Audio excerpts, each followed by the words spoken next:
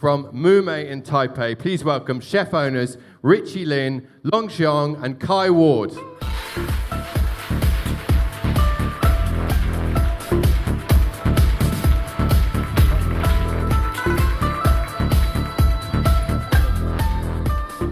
So, for those of you who don't know, this is Richie, this is Long, and this is Kai. Hi, everyone. And they're going to tell us a little bit about their backgrounds and the backgrounds to the restaurant and how they created it. Over to you. Hello. Hello. Hi, everyone. Hi, everyone. So I'm Richie. First of all, we are extremely honored to be on stage today. Thank you, 50 Best. Thank you, William. It's our extreme honor to be on stage today to share our story. And this is Long. I mean, there's so many people in the audience that some are friends and some we know, and very many we look up to. And so, yeah, just again, a real honor, especially with Chef Andre Chang and a Lifetime Achievement Award. Like that's something that you really look forward to, being able to at some point share a stage with someone like that, who's generally someone you really look up to. Yeah, so really an honor just to be here in front of you guys. I guess we can just begin with sometimes answering a couple questions that we often get asked. Sometimes we get asked how we met. You know, we're just gonna keep it quite casual and conversational. So we'll go back and forth with each other. How we met, right? Yeah, maybe go from the beginning, I guess. Yeah. So myself and Richie worked at a key restaurant in Sydney back in 2010, 11, I think. And then we worked together for a few years. And then after that, Richie made the move over to Copenhagen, where he met Long, working at Noma. Yeah, we were doing an intern in Noma. We met there, spent a little bit of time together, and then after that, Richie had a friend opening a project in Hong Kong, and then so both of us went to Hong Kong. We worked on a project for a year, at which point Richie decided, let's try Taiwan. Yeah, so at the time, Hong Kong and Taipei is very close. It's a 1.5-hour flight. So I took a trip to Taichung, actually. I'm quite familiar with Taipei because I often take a short trip to Taipei just for short vacations. I remember I went to Taichung, I went to some countryside, and then there's a vegetarian restaurant which they serve hot pots. And I went in, it was almost shocked me. It was filled with like 20 different vegetables I've never seen before. It was like walking with like a kid went into a candy shop. So I tasted everything, and none of them I've ever tasted before. Some are very pungent, some is aromatic. Everything was so new to me. At that moment, I was like, wow, Taiwan has so much to offer. It's so diverse. It's just a random hot pot restaurant that I went into, and then there's filled with 20 different vegetables I've never tasted before. I thought I know something from back then, all my restaurant that I worked in and all the training we have, but actually I know nothing. So at that moment I was like, wow, Taiwan is something really is very, very underrated. And then so I have that thinking in my mind. Probably this will be something that we can do in Taiwan. So I took more trips back and forth from Hong Kong to Taipei while we were setting up another restaurant. And then I started to do a lot of research on the internet, and I started to go to more different places around Taiwan. And the more I get into it, the more I feel like, the more it surprised me, and the more I feel like I'm connected to this place. So I made the decisions. At the end, I was like, wow.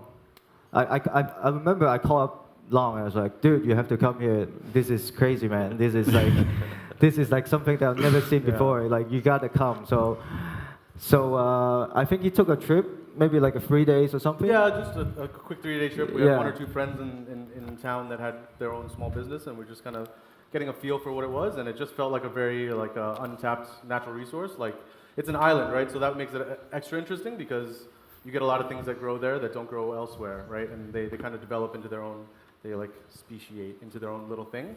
And so that makes things a lot more interesting. So actually we do have a plate on your table that has a lot of kind of natural native things to Taiwan. We can talk more about that later, but if you're interested in some of the things that maybe Richie saw at the hot pot or some interesting products that we get to play with. Feel free to touch it and smell it. Some is a little prickly, so be careful. Don't some hurt have yourself. thorns, so just be careful of the thorns. I should add that the guys are going to prepare a dish a little later, and you're all going to be served the steamed fish dish, which they'll talk about a little later. But that's so some of the products on there are related to that dish, I guess. Yeah. I just wanted to ask a question of you guys.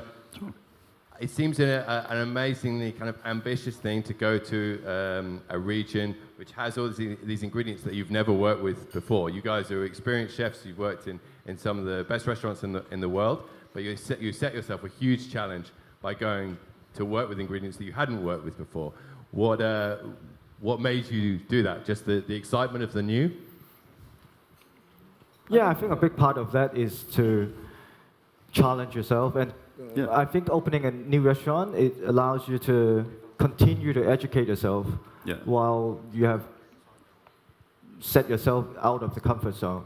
And I think that's a big part of the reason why I choose Taipei, because that's something that really out of our comfort zone. Yeah, there's something more interesting about playing with ingredients that other people don't get to play with. It's not really how things are priced. It's like, oh, we get better caviar than that person. It's just like, okay, well, nobody has this vegetable, or not nobody, right? Because many native people in Taiwan use it, but nobody's really put a focus on it on an international level. And something that we were like, okay, well, let's take a look at it and re-examine it a little bit and put a fresh set of eyes on it and see what we can come up with. And so that makes it a bit more fun. And you just explore a bit more because, again, we've all come from kind of Western countries, and you get quite similar types of products in most places generally. And so when you're on an isolated island with Aboriginals and things like that, then you get a lot of kind of very new, interesting things that can happen. As well as the infrastructure of Taiwan is quite good, so there's a lot of good resources in order to build a restaurant. So yeah. And one of the most surprised ingredient, and still one of our favorite ingredient in the restaurant, you have a little small soy sauce plate with some pepper pepper. Yeah, they look like peppercorns. They look like peppercorns. So you feel free to touch it, rub it with your hand, and smell it. I remember the first time I encountered this ingredient in Taiwan. I walked into a countryside where they have all these. We call it magao. It's a wild pepper that is widely used by the Aboriginal in Taiwan. I remember the first time I encountered it is I went into a countryside, a farm, where they have some wild magao tree. It's not commercially cultivated, so I went into they're blossoming, they're flowering. I couldn't tell what it is. It was like lemony, gingery. It was very aromatic. It's like walking into a perfume shop. So I was like, oh wow! It's at the time I don't know what it is, so I didn't realize what it is. And then later on I went to a Aboriginal restaurant in Taiwan, and then I had some of their dishes, and I had a bite into it, and then it's just instantly you have a pop in your mouth. It's like, whoa, this is crazy. This is like something I've never thought of. Like, it's so powerful. If you want to try, you can put one in your mouth. Feel free, but it's a little bit peppery, nummy, but smell it. It's amazing. It's one of the best ingredients we could find in Taiwan, and this is something that we kind of like the aha moment when we're doing in Mume. It's like, wow, just one ingredient that showcased in Taiwan. It's so much diversity. We use it in so many different ways. You will taste it in one of the dishes that we're gonna prepare as well. But in the restaurant, we use it in so many different ways. We make cocktails with it, we dehydrate them, we infuse them into oil, and then we season fish with this, seafood and everything. And then also we pickle them, we make cocktails with them, we make ice cream with them. Make meringues. Yeah, it's just amazing. Just one ingredient that we discover, it makes so much application in our restaurant. So imagine we have 20 ingredients, how much different or new techniques or new ingredients that we can come up with. So Another yeah, one? with that said, Kai is going to show you a little bit demonstration because it takes some time to set. Yep. So I'll let him Sure. do this. Yeah, first so one. this is another ingredient that we found while we're in Taiwan. Down? Yeah. So this is ayu. So it's a seed, comes from a fruit sort of similar to a fig. And it has a sort of like a natural gelling quality to it. So what we do is we've made a ginger stock, and then we'll take the ayu seeds, put it into a bag, place it into the stock, and then we just agitate it for about 5 minutes, roughly. Yeah. So the Aboriginal normally they don't have a machine, right? So they use their hand, they rub it with water or anything. Yeah. So they rub it with the hand, and then if you continue to do so, it will start to thicken.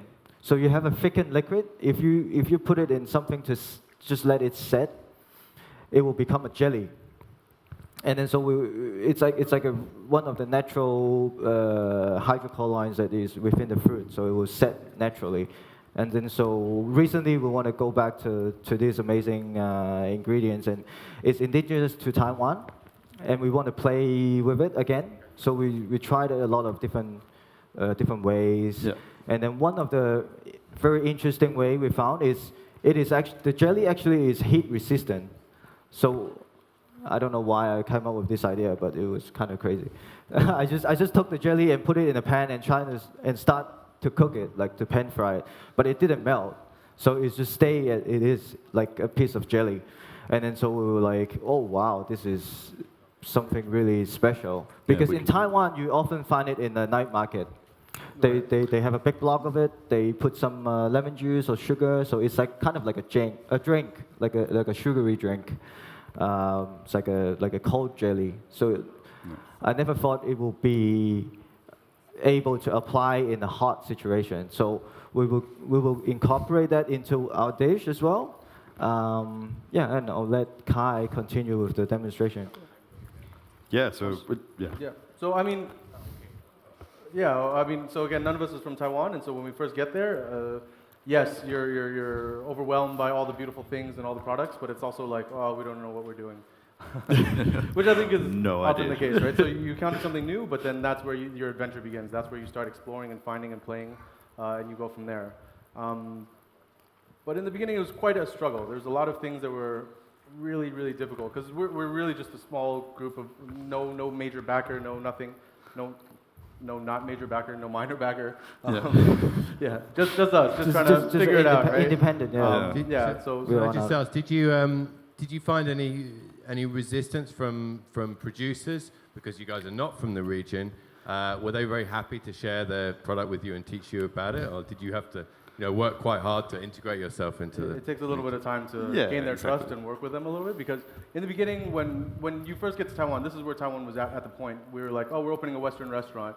Can we have a product list with maybe prices? And then at that point, you kind of decide which direction you want to go and how you want to try. And they're like, okay, you French or Italian? And we're like, not really either or. And they're like, well, you're either French or Italian if you're Western, right? Either you're Chinese or you're French or Italian.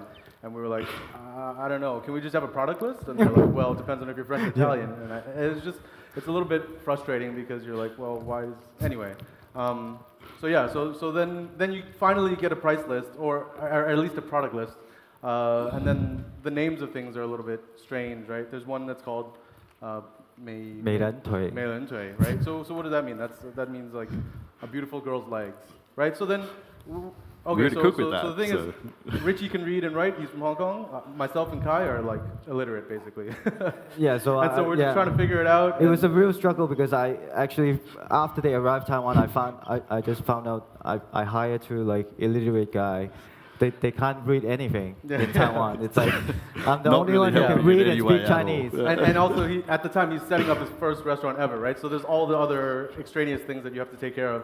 And we were like, okay, let's just focus on the menu and see what we can come up with. But then when you have names like that on Google Translate, it's like, where do you begin with the lady legs. So along with that, we had some other challenges. Like in the beginning, like financially, yes. When you begin, you're like, oh, we want to get the most beautiful plates, the most beautiful cutlery, the most beautiful lighting and furniture and all of that. And what we ended up with was IKEA plates. Because that was the only plate that we can afford. That's what you can afford, right? Yeah. Because when you start, you just you got to make it happen, right? You've already started paying rent, and you have like a deadline, right? You got to open at a certain point, and so sometimes it's not that we couldn't find beautiful plates; it's just that you couldn't afford them, and so you just sometimes you have to make things happen, and you just gotta open and go from there, and then see what you can do from there, right? Yeah, so exactly. It's not our proudest moment, but I think it's an honest one, and so we do the best that we can, and you go from there. When did you guys open, and how do you feel you've developed over the time since you've opened? We opened about 3.5 years ago. Yeah, end of about 3. End 2014. of 2014. Yeah. Which was actually quite fortunate for us because Raw by Chef Andre was also opening at the time, and so I think that was really fortuitous for us in the sense that if you're the first one to do kind of something very modern and Western, people are like, what are these guys doing? It's not French or Italian. But if you have someone else doing something also very modern and interesting with their own different perspective, then that's when you start having a discussion. And actually just being in the conversation as one of the newer restaurants at the same time as Raw was really beneficial for us. Then it's like, oh my God, you're in the same conversation as a restaurant by Chef Andre. So then it's like, wow, okay. Well, then you already have quite a good head start. And so that was really, really fortunate for us, right? I'm not sure how it would have gone had that not been the case. So I want to go back to Maybe just come back to this So quickly, because you can really see it's thickened up quite a lot.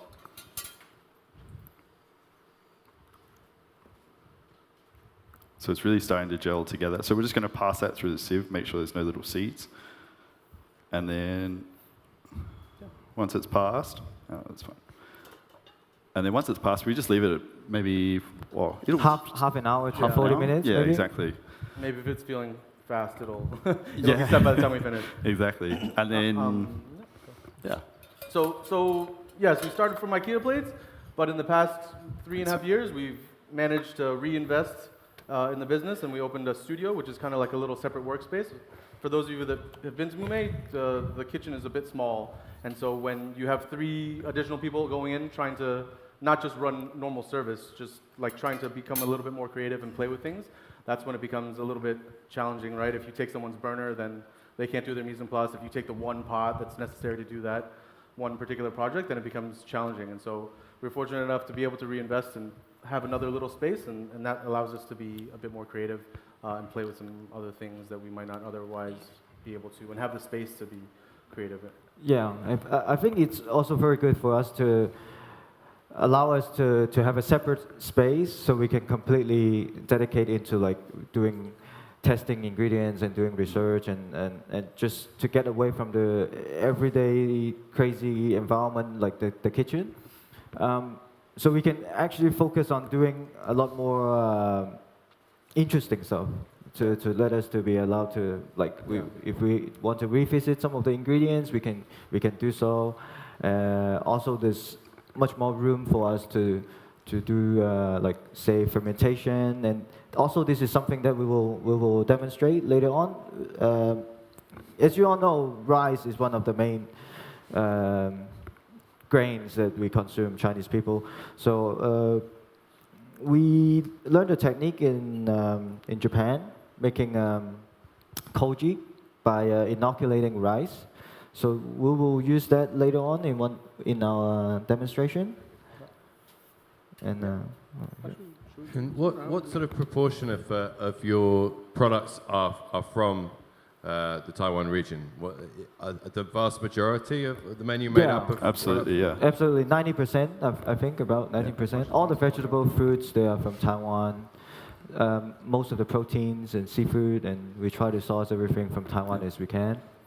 Currently, I think we have more than 90, 95 suppliers that we use from Taiwan, all growing individual ingredients or very specialized things. Because a lot of them, they are very small farmers, right? Yeah. So you get one small farms in Taiwan, maybe they're just really good at just growing carrots or just cherry tomatoes. And so it ends up to be, if you limit yourself into just using local ingredients, then you will come up with a big list of suppliers that you have to deal with because it's usually Yeah, they don't have the distribution systems yeah, necessary. and the logistic of it is also a challenge because most cases is they only do one or two things, and then if you have a menu that you know you Needs it consistently. easily you will have more than 50 to 80 suppliers to Absolutely. work with Yeah. in the current menu. So it's an ongoing thing as well. Yeah. So Still growing. yeah. Maybe we should. And in terms of customers, sorry, I'm distracting you, but in terms of customers, do you have lots of local Taipei customers or visitors to the island, or both? And what's the kind of Yeah. what's It's a the good proportion? mix, I think. Yeah, I It's think a very when we good mix. first started, I would say the majority is like 90% were locals. Nowadays, it's sort of a bit more evenly balanced. Yeah, it depends. I mean, sometimes you walk through the restaurant, 6 o'clock, everyone's speaking Chinese, and then by 8:30, everyone's speaking English. There's just like different mix of people. So it's, yeah, makes it interesting for us. All right, I think we're going to start our dish now, real quick, just because some of you may be getting it, and we want to let you know what exactly you're getting. Okay, so today we're gonna do a steamed fish. It's something that we actually not serving in the restaurant at the moment. It's something new that we're trying to figure it out as well. We have a similar version in the restaurant. I think the reason that I really want to do this dish is because it showcases our a good mix of my background. So we have a fish, a grouper. Normally we have a very good quality grouper in Taiwan. So we just marinate it or age it. Yeah. So we season it with the koji, and so what the koji does is it has an enzyme, and that breaks down the proteins on the surface of the fish, and it breaks it into amino acids, which adds a little bit of sweetness and it adds a little bit of umami. So, and it also tightens up the fish. Sure. Sorry. So this has been marinated, but yeah. So this I just sprinkled just now with the koji, and then this is what happens to it after 2 days. So it tightens up, it gets a little bit firmer, and should be a little bit more sweet than normal. So I'm going to continue with the cooking. So, yeah, as I said, because I'm from Hong Kong, I grew up in a Cantonese family. My parents are Indonesian Chinese, but I grew up eating Cantonese food in Hong Kong. So, in my opinion, Cantonese is the one of the best cuisine to cook fish. They often steam the fish. So, this is the way I like the fish to be done. So I choose to use not a very Western way to cook it. So I want to steam it just to keep the moisture and make it very delicate. So we will start. After 2 days of marinade, we wash the koji off, and then we just steam it in our oven here. Mealy Let's oven. see. This one. So it's kind should of be dry it. aging the fish. It will tighten up the meat a little bit, but after it's cooked, it will soften it.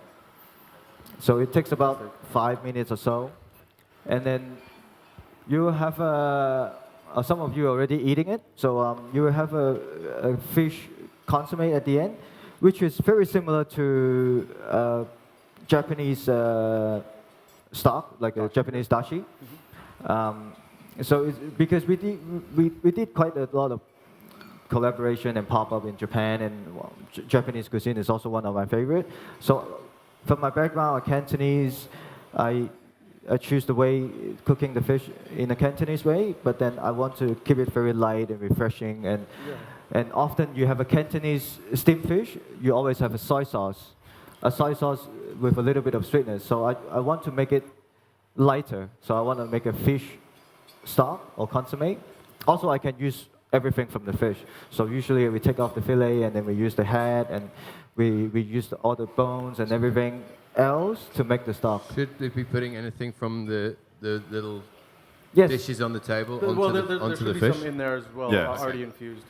As some of you may be eating at the moment, if you receive the dish, if you can smell it, the lemon flavor that we infuse at the end is from the wild pepper, is from the Macau. And yeah, so we go back to the Cantonese steamed fish. So yeah, often you on top of the steamed fish you have scallion, right? You have scallion, you have cilantro, you have some herbs fresh in it. Ginger. So and ginger, yeah. So I put ginger, kombu, and usually is the rest of the fish body. The idea, man. But instead, I'm gonna use some Trimmings? trimmings from the fish. So So just waiting for it to boil, yeah. everything in. Okay, so what I just put in is the interesting part about this consomme is there's no water in it.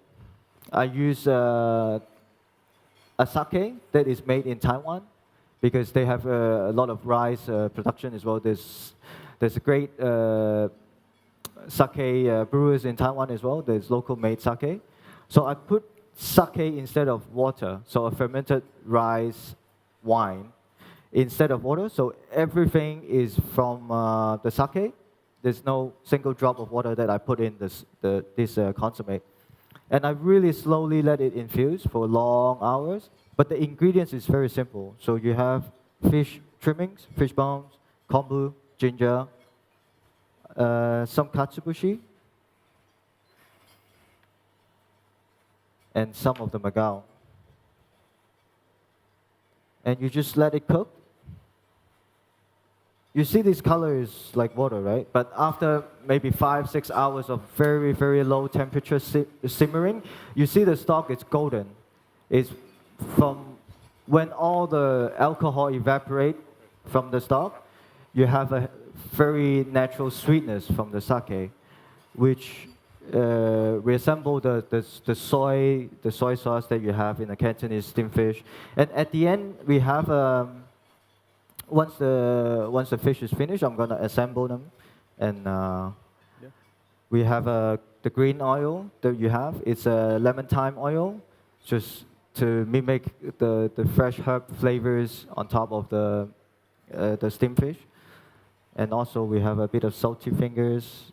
Normally we use a sea purslane from Taiwan that some of the Aboriginal people, they will do foraging for us, and then we often get some interesting ingredients, sea source ingredient from them. So on the table there's also the sea purslane, but because today we couldn't find that much in Macau for 300 people, so instead we use salty fingers, some cilantro, And when do you see this dish or a version of this dish going on the menu at Mume? I'm not sure. I mean, Yeah. again, it's always a little bit experimental, and you kind of play around a little bit and kind of see if it still needs to evolve even. Because again, we haven't really put this on. It's not from the menu. It's maybe a combination of a couple different ideas that we think represents us. So you have the broth that may be a little bit Japanese leaning, but because Taiwan was previously occupied by Japan, then there's a lot of Japanese influence in Taiwan, and that's just the way it is. And then you have the steam grouper, which reflects Richie's background a bit, and then what we do to make it a bit more interesting is to add the koji, and that kind of gives it something a little bit extra. And then we have the ayu jelly, which is again a local product. I'm gonna grab the fish real quick, and then we can play it up. Play it up a little bit.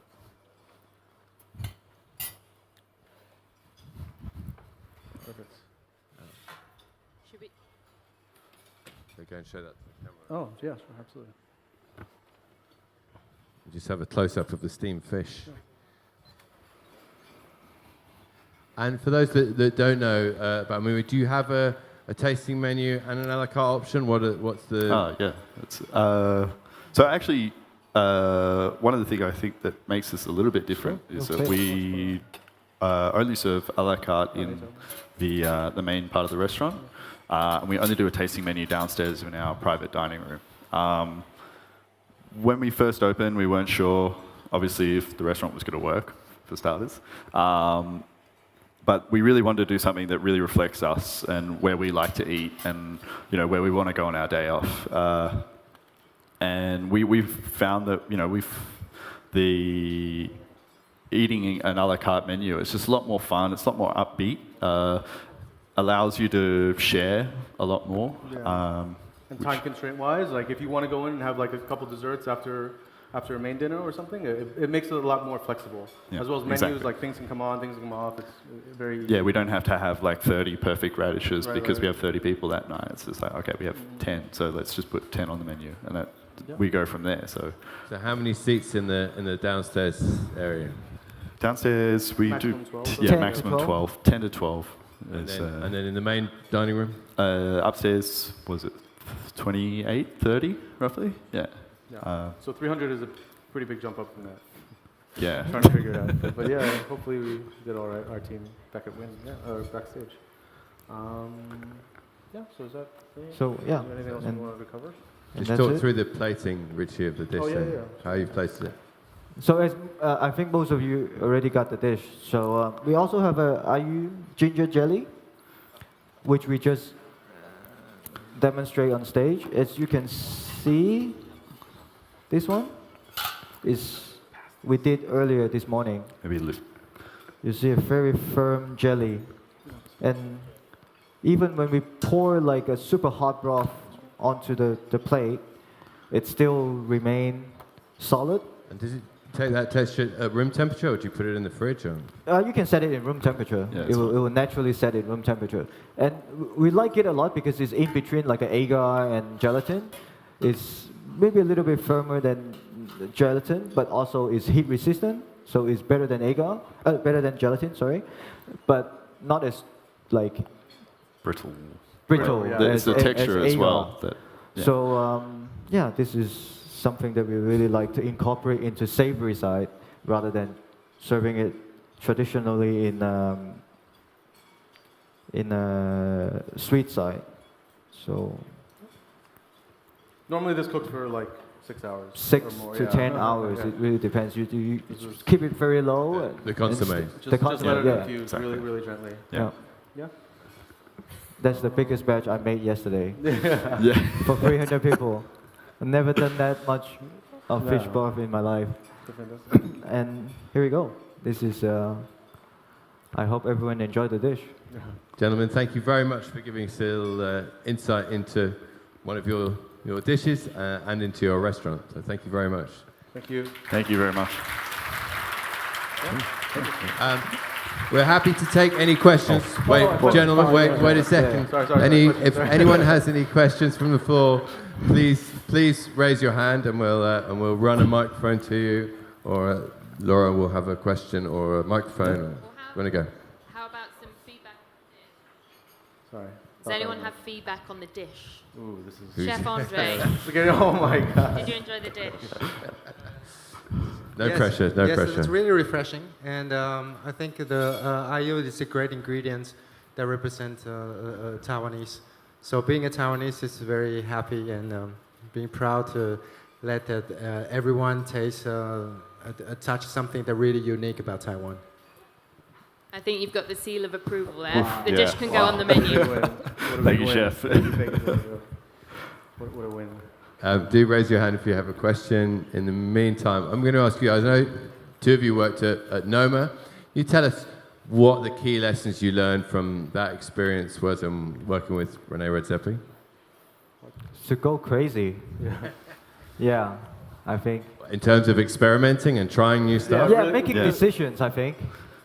Yeah, making both crazy? decisions, be crazy. And I think one of the biggest influences, you always find inspiration back in the nature.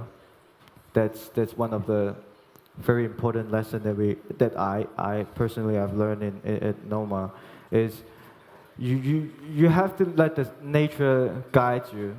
So you have to learn about the seasonality, what the weather gives you, the soil, the people that live in the places, everything that you have to connect to it to be able to create something unique. And that is something that it really inspired me in Noma, and I try to take it as one of our inspiration.